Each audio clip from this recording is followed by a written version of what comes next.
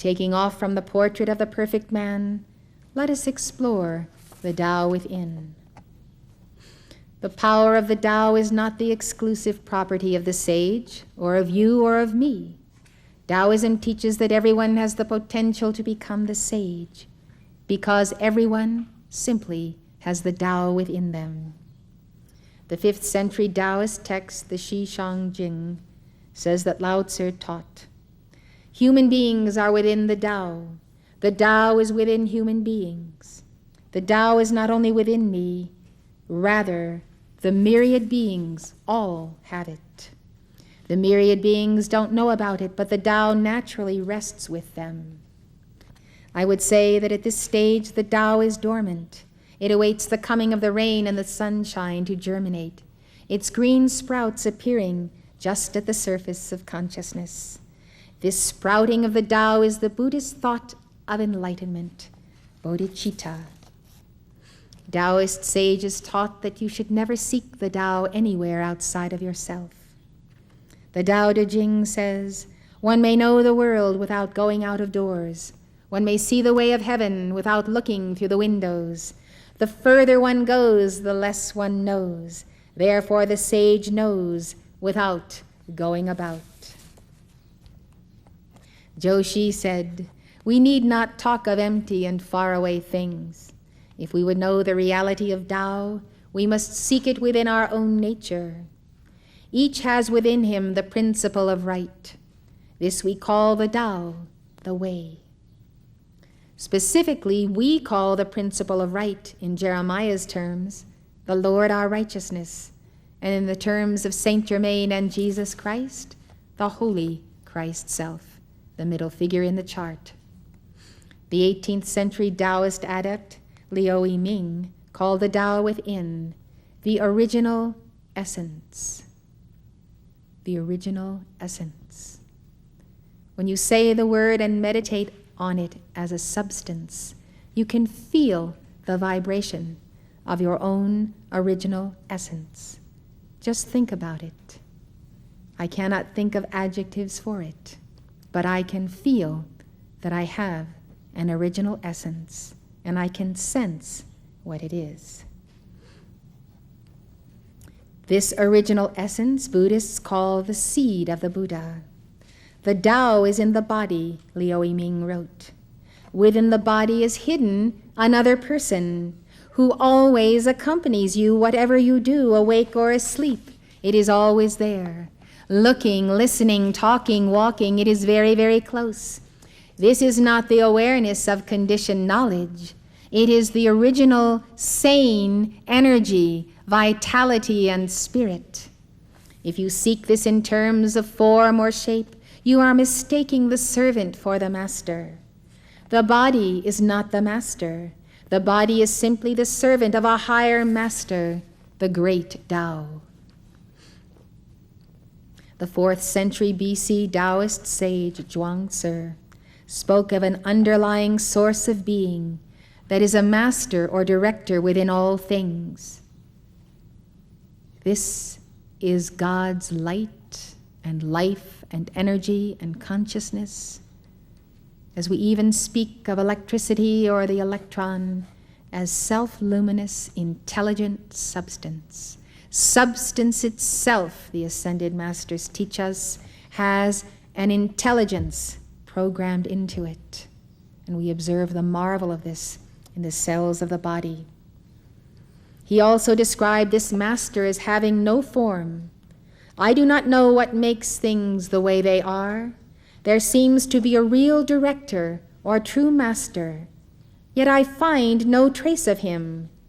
He can act, that is certain. Yet I cannot see his form. He has identity but no form. This master or director is our true inner teacher. And thus it is written, perfected people learn from a teacher that never dies. Hindus call him the indwelling Atman, the identity of Brahman who lives in the inner folds of the garment of being. So you see, God is hiding in your coat closet. Some Taoist writers speak of the Tao within each individual as De, or virtue. The word De has been translated as virtue, power, action, life, inner potency, integrity of character, again the real self, again the perfect man, the perfect sage, the Son of God, individualized, personified for each one of us. It is not what we would normally think of today as virtue in the sense of morality. De is essentially the Tao made manifest. The Ascended Masters teach that this Holy Christ self is the light emanation or light manifestation of the I am that I am. Holmes Welch says, Tao is the underlying unity. De is its power, and the power of the man who follows it. The teaching is that virtue is power. And what is virtue? But when you see a sun as a sun and a fire enfolding itself, drawing into itself that identity, which is the Son of God. When we say Christ, the adjective we hear that embodies all is virtue. And then virtue is like a great blossom that unfolds with so many petals. De, virtue, is the manifest power of the unmanifest Tao.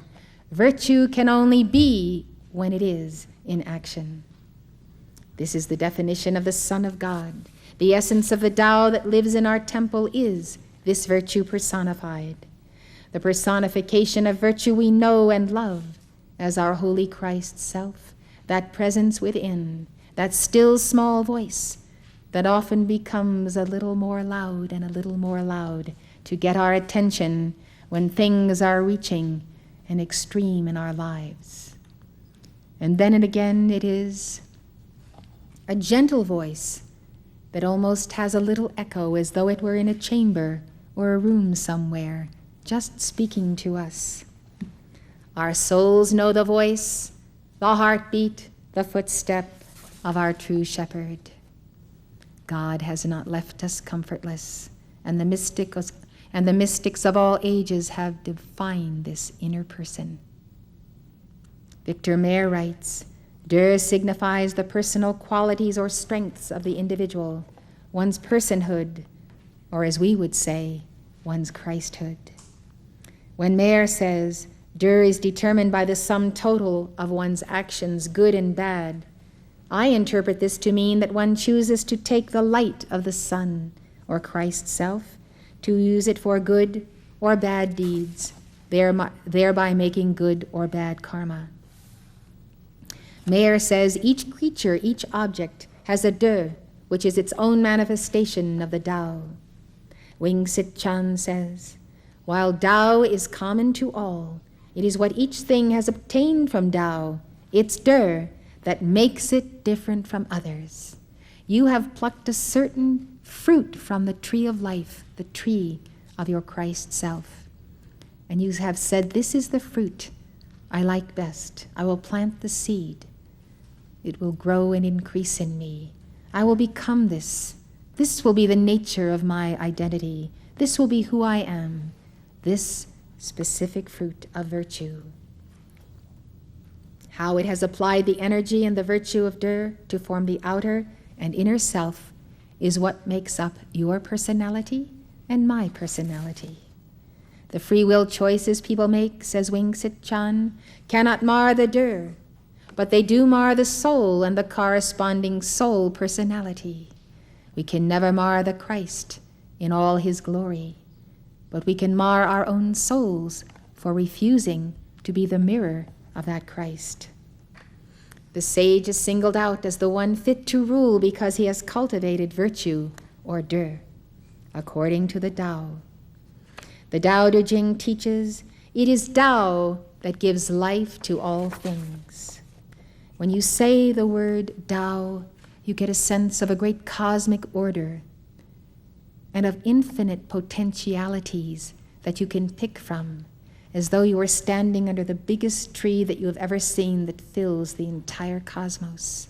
and in it are all of the possibilities that anyone could ever become or realize, all in an ordered manner. There's this sense of such divine order that no matter how far out or different might be our calling in God, the entire potentiality of what we can realize has already been manifested in the great Tao. And if it is already in existence, then shall we not release the tension of non-being and simply let it descend gently into our lives until piece by piece and point by point we internalize, then we externalize what is ourself. Tao gives life to all things. It is virtue, the inner Christ, that nurses them, grows them, fosters them, shelters them, comforts them, nourishes them, and covers them under her wings.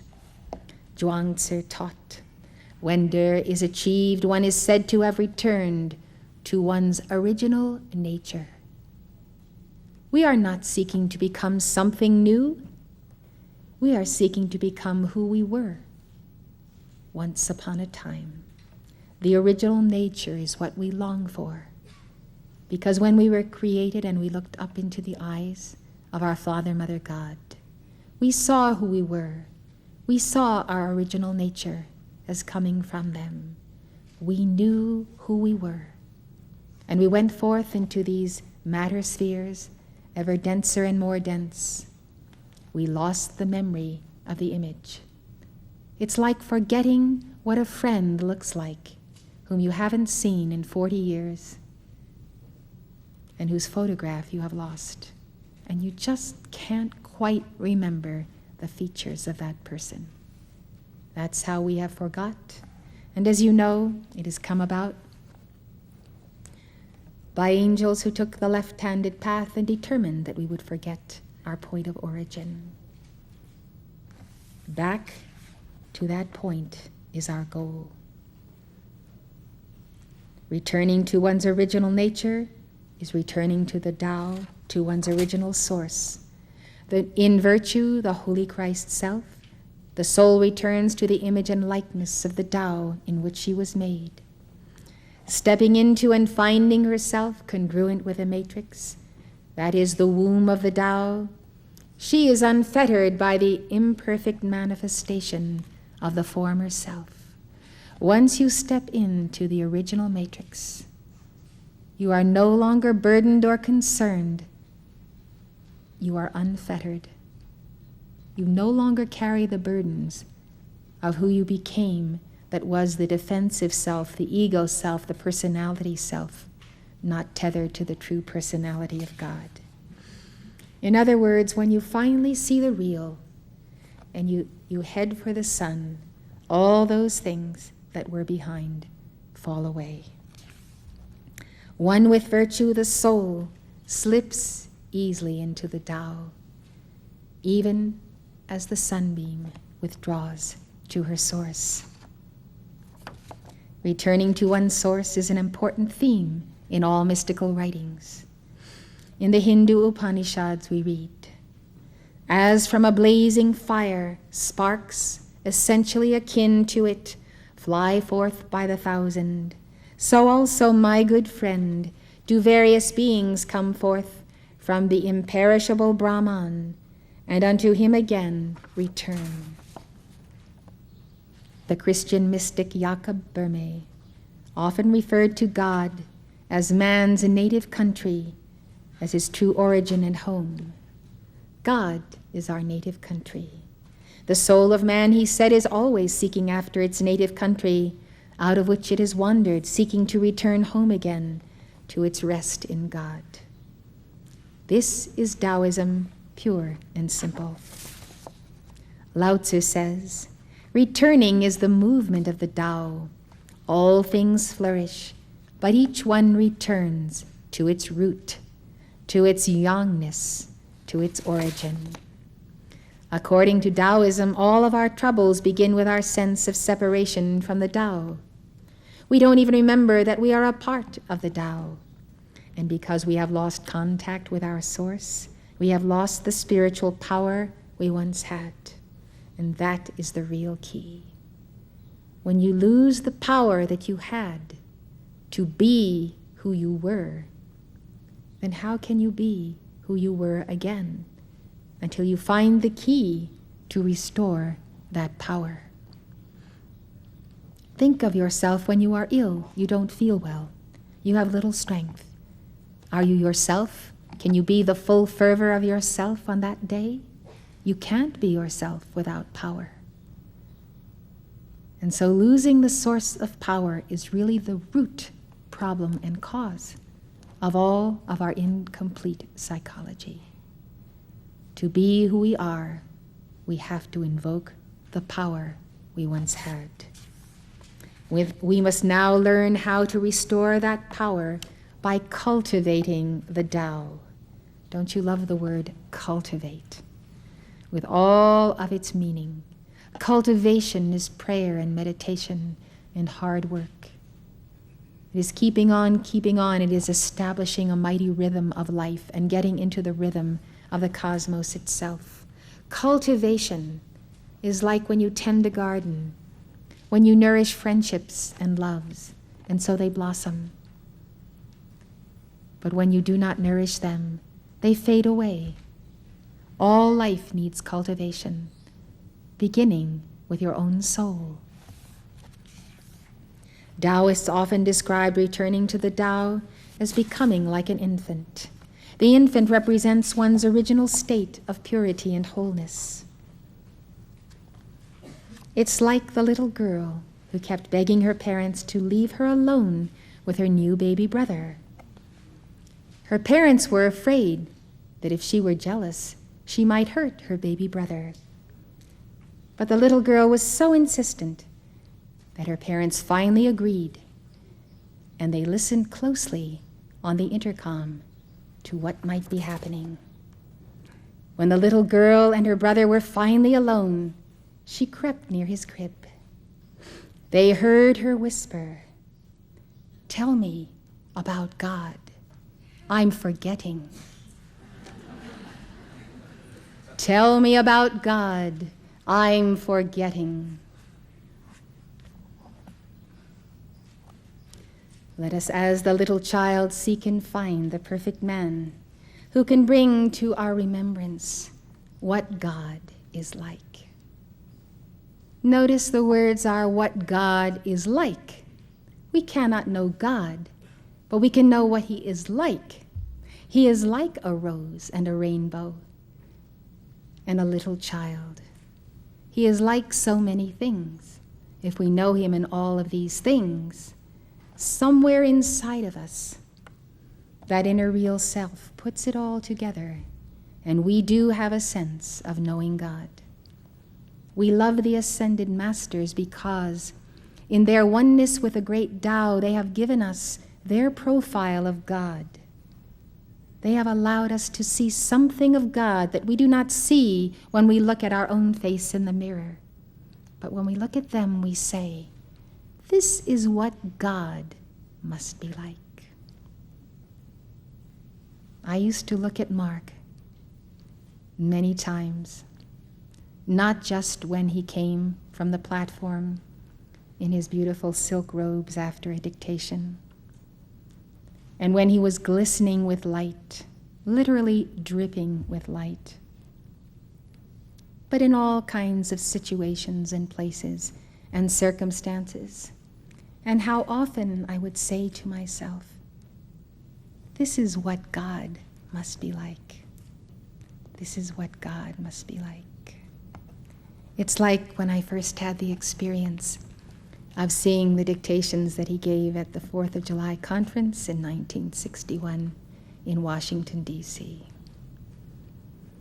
It was such a spectacular thing to see this man stand all day, deliver dictations, deliver lectures, after one celestial being after the other. And I thought to myself, truly this is the work of God. No one can do this except he be the instrument of God. Mark was such a transparent instrument that you could really know God when you saw him. This is what we have to seek in one another. We don't have to be perfected beings for God to shine through us and tell another what God is like. This can happen every day in small and great ways. So the perfect man is the perfect teacher. Let us listen as he unveils the mysteries of the TAO.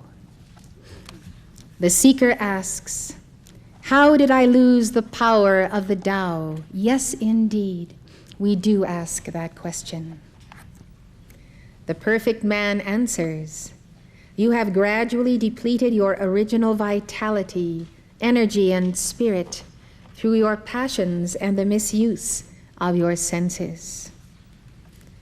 This has happened not just in a lifetime, but over many, many lifetimes. And where there is the squandering of light, we come back with so much less of an endowment of sacred fire that is planted in the very root, the bulb of the tree of life, the base chakra. And the implanting of that initial thrust of energy becomes less and less because of our karma of having wasted it in the past. And so we do not see mighty men and Amazonian types of women. We do not see the great strength of body, the fortitude of mind, the focus, the concentration, the mind that is capable of comprehending things near and far. We do not see such specimens of people today. They are rare. So as far as losing the endowment of sacred fire, we know that we can invoke that light and that sacred fire through dynamic decrees, through the violet flame, through calls to God, devotions, rosaries, prayers, affirmations to Jesus Christ, and so forth.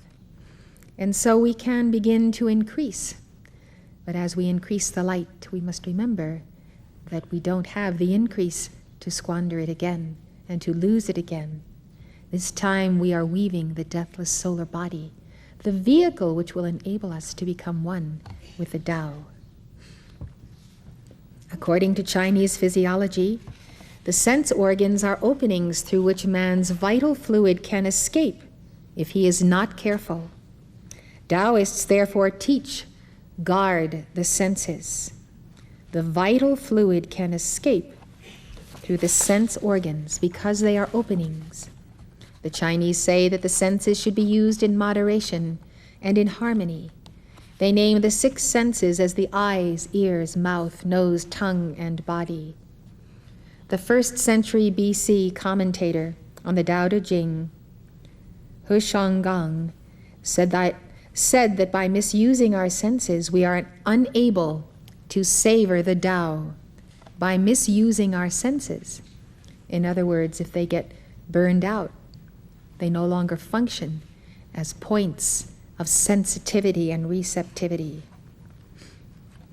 We lose our spiritual light and our faculty for hearing the voices of silence. Zhuangzi said, those who lose their inborn nature to the vulgarity of the times may be called upside-down people. True, how true it is. Taoism teaches when man lets his life force be spent, he is shortening his lifespan.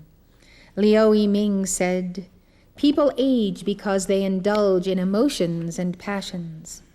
100 worries affect their minds. Myriad affairs weary their bodies. Expending their vitality, exhausting their spirit, they take the false to be real, misery for happiness. Their living potential is cut away to the point where it nearly perishes entirely. Because the root is unstable, they grow old and die. This cannot be attributed to fate, for they bring it on themselves. The dangers of misusing the senses is a theme that appears in the spiritual teachings of all the world's religions.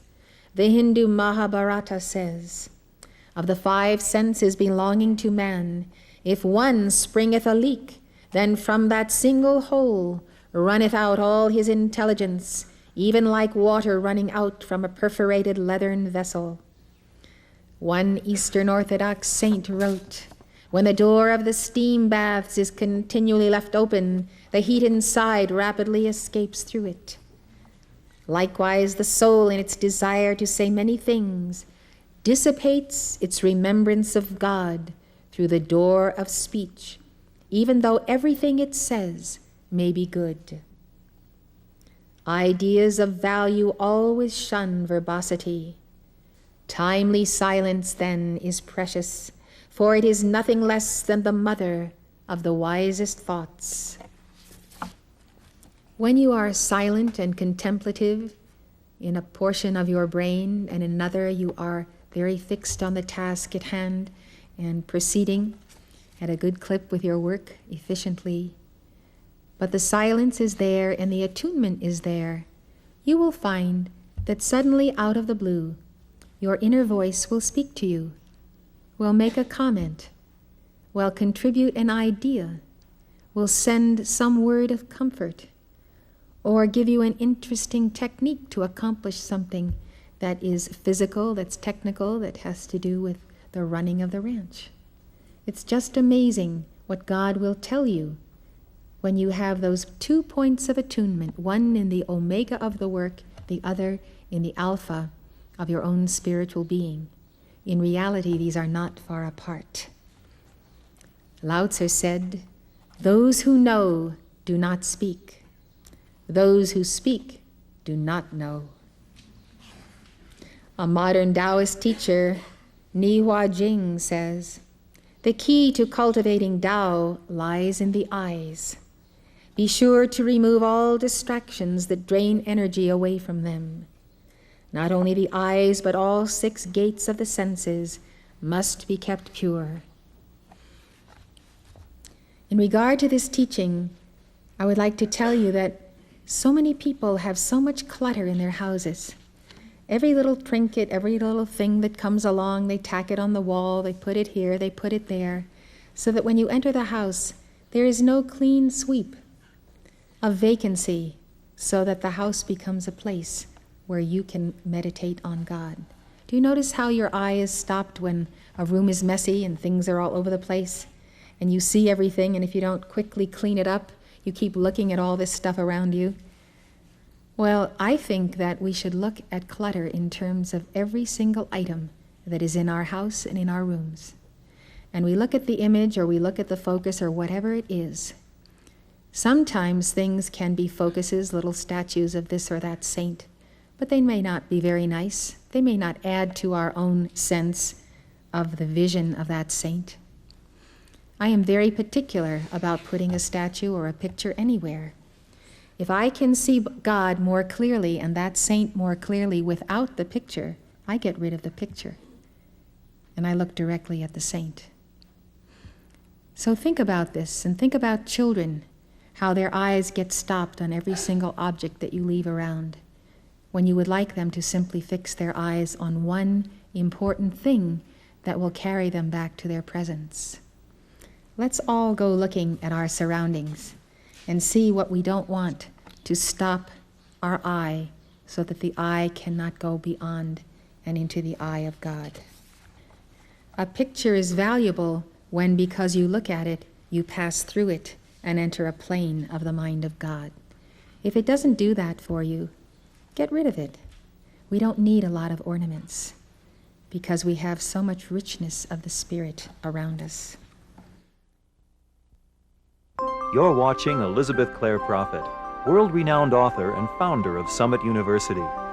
Summit University is located at the beautiful Royal Teton Ranch in Park County, Montana, just north of Yellowstone National Park. If you'd like more information, call 1-800-245-5445. That's 1-800-245-5445.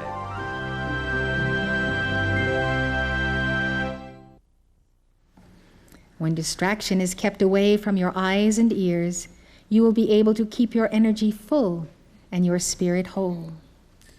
By having noise or continual music playing, even if it's classical music. It is taking your attention, and with your attention goes your energy. And so this is the ancient Chinese teaching, and it is absolutely correct. Sometimes I love to be absolutely still and listen to a magnificent piece of music. When it is over, I enjoy the silence. I greatly enjoy the silence of my space, because there's nothing then between me and God. Keep your mind from wandering. Do not let external circumstances disturb you, but always keep calm and enjoy peace. Value every moment of your day, and recognize that moments are where you lose energy or multiply it because your focus is in a focus of God. Too much speech is not good. To speak less is favorable. To keep silent is best. When you unite your energy in silence with the mystery of the universe, the wholeness of the universal truth nakedly appears within you. In his work, A Trilogy on the Threefold Flame of Life, the Ascended Master Saint Germain gives his maxim for spiritual progress. Attention is the key.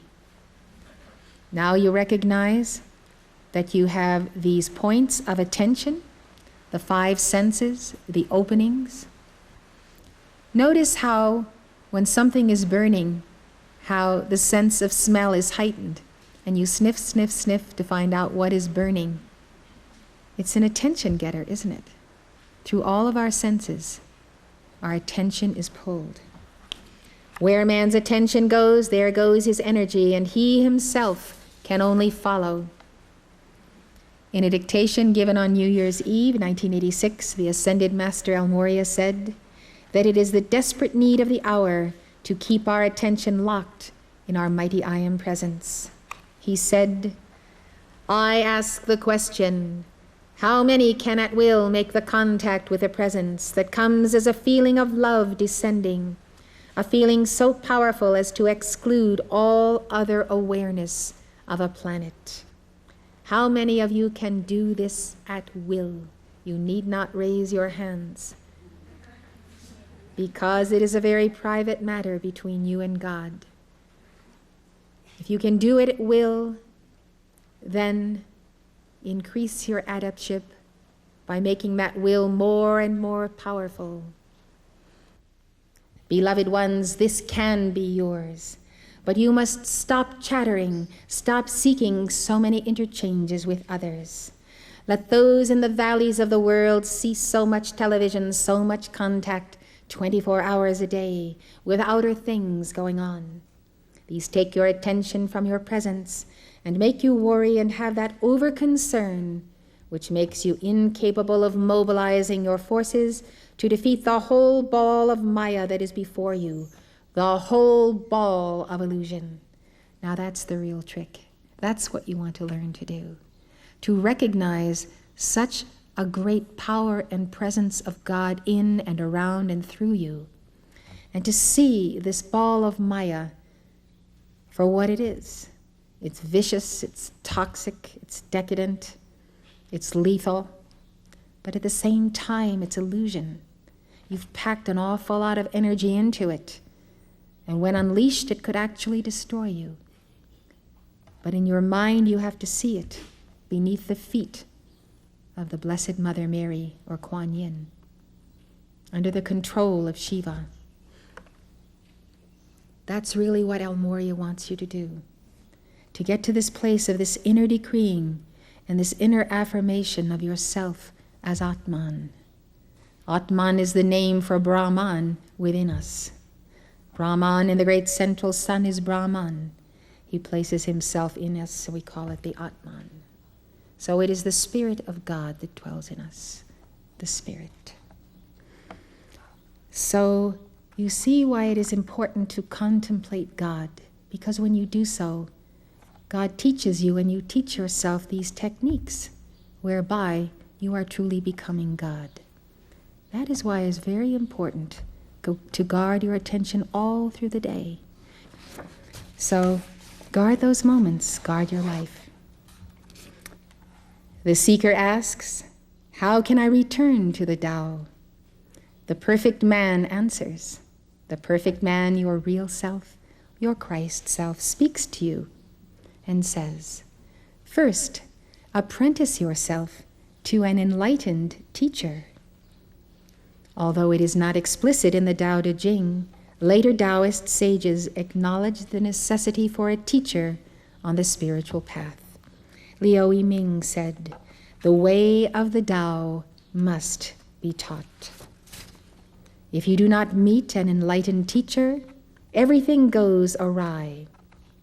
Liu Yen said, it is necessary to seek the guidance of elevated real people, unascended and ascended masters, in order to understand the way. He said that when there is a true transmission of the teaching individually from a teacher, there is an opening up in the darkness, resulting in clear understanding. Clarity is what we want. Clarity between our soul and God. Nothing in between. Just a clear voice, a clear vibration, a clear essence. No misqualified substance causing static. You eventually realize the hidden mystery. You know the great way. This is regarded as attainment. The seeker asks, how can I restore the vitality, energy, and spirit I have lost? How can I cultivate the Tao? The perfect man answers, the first step is to purify and strengthen your body. Taoism teaches that the practice of mysticism starts with a strong and healthy body. I would like to point out to you that the perfect diet that the Ascended Masters have given to us is the macrobiotic diet. I was speaking to some old friends recently that I hadn't seen in many years, who were in very dire straits in their health. So I was introducing to them some teachings and principles of the macrobiotic diet. And they were going along thinking they were doing the very best things for their health, eating all the wrong kinds of food for all the wrong kinds of reasons, not understanding the cause and effect in their bodies. And I realized once again that probably none of us at all could come to an understanding of what is the heart, what is the science, what is the action of the macrobiotic diet of ourselves by experimentation. Yet most people in the world today pick up some knowledge they hear about what's good for you and what isn't, what they should be eating, what they shouldn't be eating. All kinds of people who are not scientists come up with these fabulous raw food diets or all kinds of other things. And when you come to sincere people who really want to eat the right food, they are making an effort, but they are so far from the path of the true balance of the yin and yang forces. And so diet is something that must be taught. You need to have it taught to you by a good teacher, a teacher of experience. It is not logical according to the logic that you know. It is not realistic according to the Western diet that you know. And so it is something that has to be learned. The same is often true with religion. Just as people think that they know what is good for their bodies, even while their bodies are in terrible condition, so they think they know what is good for their souls. And most people in this world do think that they are experts in religion, and that they don't have to be taught religion or to be taught about God, because they already know what religion is supposed to be. So there are many areas in the world when everybody accepts that you need to be taught and to learn. But those of diet, mysticism, religion, people think, I don't have to study to know this. So I gave some basic principles and teachings to these friends, and they immediately knew it was true. And they immediately saw the effects on their body from the foods they were eating, as I explained why, from the yin and yang standpoint, these foods would so affect their bodies. And then they could see the whole thing, almost with an instantaneous vision of what they had done wrong and what they now had to do right. And they were eager to get on their way. The man had spent a whole year healing himself because he was at that age in the 50s when many people do not survive. Men especially, they die of heart attacks. 3 of his closest colleagues, younger and older than he, near his age, had died in that year. So he had decided he wanted to live, and he decided he was going to heal his body. But when I saw him, his heart was just as bad as if he had done nothing for it, because he did not know what he really had to do to keep that heart safe from heart attack and heart disease by diet. So the shock of realizing that one is doing all that one can, perhaps on the spiritual path or on the path of diet, and not really realizing how sick one is, how sick the soul is without true religion, and how sick the body is without the right diet. It is sad to find people in that state who are so very sincere. And the sincere ones, when you find them, will immediately grasp the truth and see that you really do need a teacher on this path. Olivia Cohn writes, "Body and mind in early Chinese mysticism, though clearly distinguished, are not seen as opposites. Rather, they represent different aspects of the same continuum of the Tao and have to be purified in equal measure. If there is no physical being, no earthly vessel in which the spirit can dwell, then there can be no foundation of the Tao to work with. According to one text, Lao Tzu said, 'My body is the carriage of the spirit, the habitation of the spirit, the host of the spirit.' The Taoists' program for strengthening the body involves healing practices and diet that nourishes specific organs with certain foods and herbs. This is our goal and our practice here at the Royal Teton Ranch. It includes exercise systems such as Tai Chi Chuan and Daoyin, as well as breathing exercises.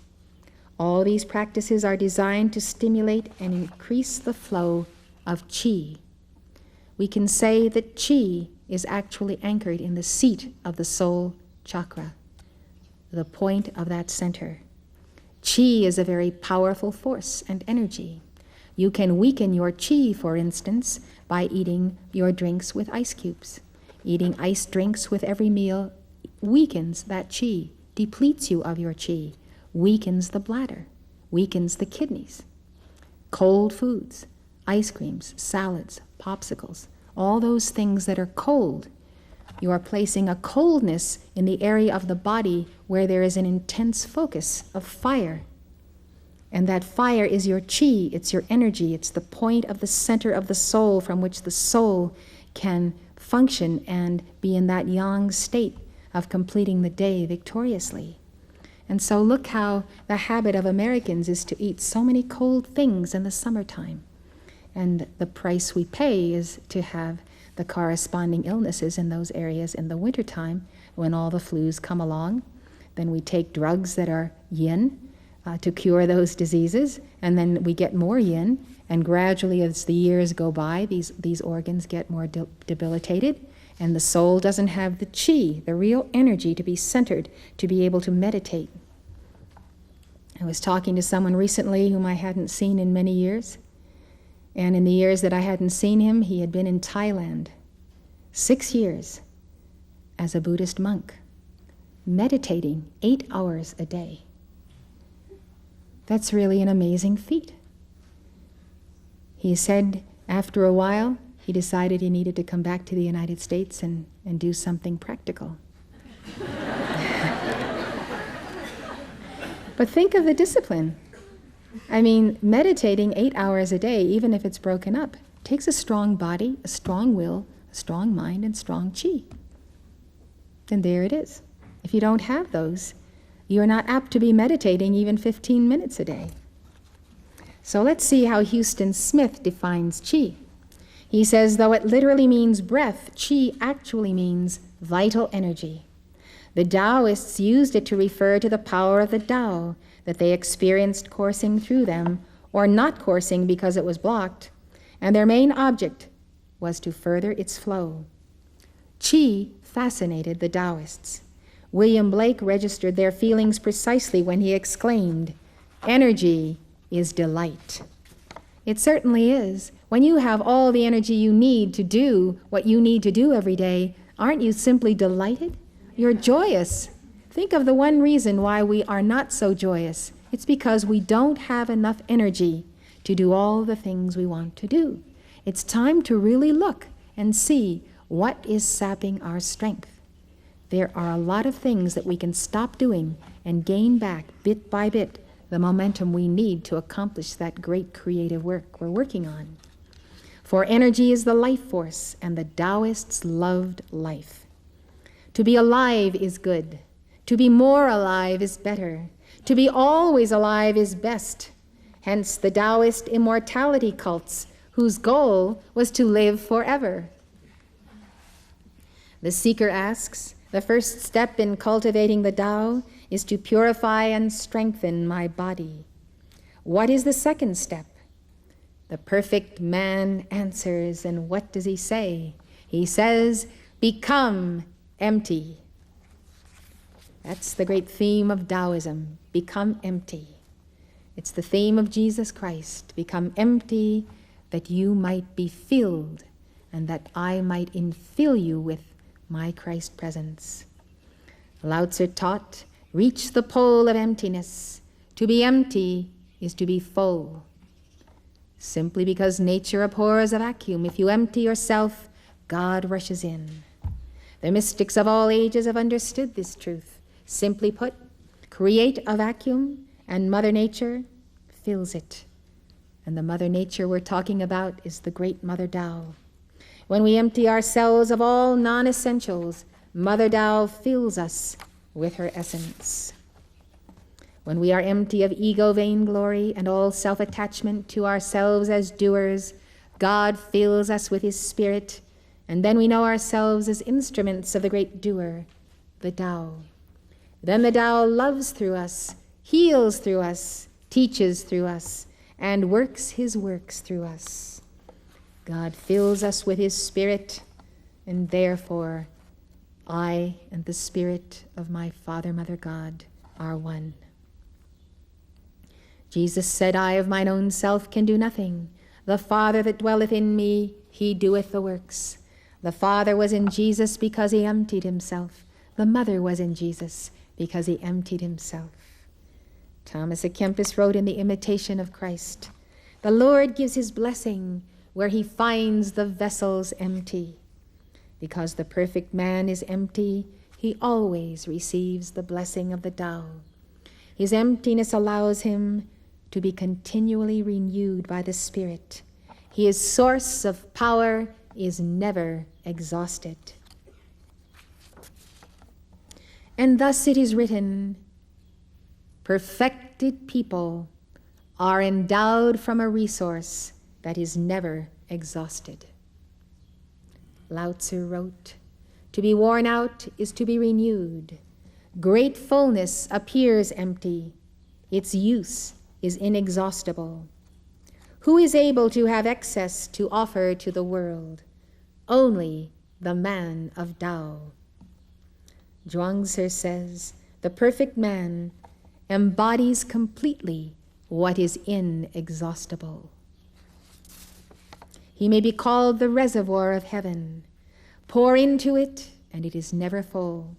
Dip from it, and it never runs dry. This is called the precious light. The precious light. The seeker asks, I know that I must become empty to cultivate the Tao. How do I become empty? The perfect man answers, by fasting the mind and forgetting the self. The master psychologist Kuthumi says, there is a pre-stage to the stage of emptiness. Listen well to this. It is called defining the identity. He teaches that we must first define who we are now, today, right now, as mind, as self. We cannot go on to the stage of emptiness if we do not define the self. When we do, then we can fast the mind and forget the self. Therefore, one must feed the mind the way of the spiritual teaching and the discipline of one's calling, livelihood, or profession. Just as one must first feed the mind in order to fast the mind, so one must remember the self in order to forget the self. Remembering yourself is working on your psychology, and especially establishing the connection between your inner loving child and your inner loving adult. The abandoned inner child or soul must find oneness with the Holy Christ self, and this child can only find that oneness through your own inner loving adult. The reason that the first step to the restoration of vitality, energy, and spirit is to purify and strengthen the body is that a pure and strong body is the foundation for a pure and strong mind. Likewise, the vessel that is emptied must be pure and strong, lest it break when the Tao should enter. Too much light can cause the fragile vessel to shatter. God will not do that, and therefore he withholds the fullness of himself. Let's talk about then defining the self and nourishing the mind before we can fast the mind and forget the self. Mark Prophet had a way of teaching this. He said you have to first be selfish in order that you may then be generous. And what he meant by that is that you have to work on yourself. You have to become who you are. You have to become a balanced person. As I was saying earlier, you cannot give away the core of yourself, and the core of yourself cannot be marred or fragmented or injured. You must be willing to work on your psychology in therapy if necessary, or with the many wonderful self-help books that are being written today on psychology. It is very important to have a special kind of teacher for that, a therapist. And so the building of self and the defining of your identity, the nourishing of the mind so that you are equipped for a profession and a calling whereby you can extol and embody the Tao the rest of your life is very important. The path of initiates has a part of it as the surrender to the will of God. How can you surrender to the will of God if there is no one there that is surrendering? If you are a fragmented personality, if you are not balanced mentally, or if you have not accomplished anything or created for yourself a trade or a work of the hands or something that you do for a livelihood whereby you are also perfecting the soul. This is why we must take care to help children and teenagers and people of all ages to discover who they are, to become who they are, and to be satisfied and fulfilled in who they are, so that they no longer have to be attached to who they are. And who they are easily slips into the divine matrix of the Holy Christ self. And we have no more need to be paying so much attention to the self and its needs. And we slay the ego so that the inner child can merge through the inner loving adult with a Holy Christ self. That inner child, as you know, that I define as the soul.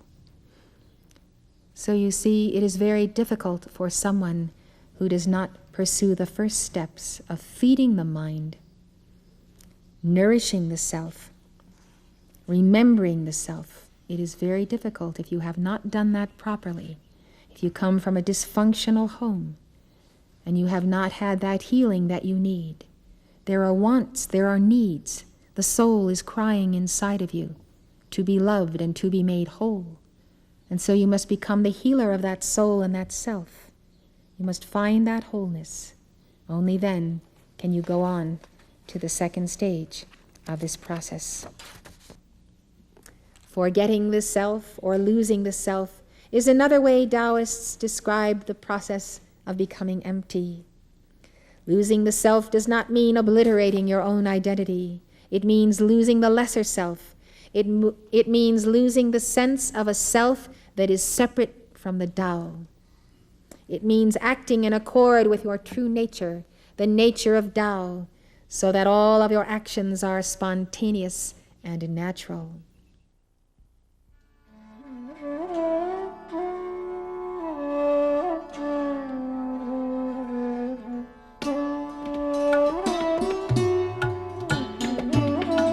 For more information on the mystical paths of the world's religions, call toll-free 1-800-245-5445.